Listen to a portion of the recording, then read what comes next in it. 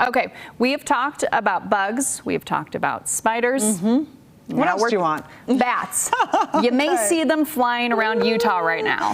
ABC4's Kayla Baggerly looked into why we're seeing more of them this time of year and what you should do if you find one hanging in your attic. As bats are having and raising their young during this time of year, you could be hearing and seeing them more, especially in places like attics. Wildlife experts tell me that bats usually try to avoid people, but they did share some tips that if you see one, that will keep you and the bats safe. I do see bats flying around at night, but I'm not afraid of them. I mean, they're part of the natural environment.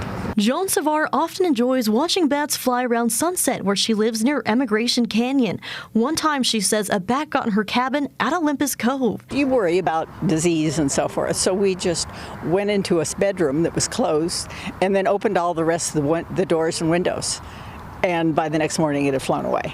The Utah Division of Wildlife Resources says this is the right thing to do if a bat gets into the living areas of your home. They say they don't recommend picking them up with your bare hands because they could carry rabies. But if they don't make it out of the windows on their own, DWR recommends wearing heavy leather gloves and putting a small box over the bat if you need to move them. As long as you're not touching or picking up any bats that you find on the landscape, there aren't too many concerns. You'll more likely see bats in attics rather than living spaces, though, especially during the summer as bats look for warm, dark places to raise their young.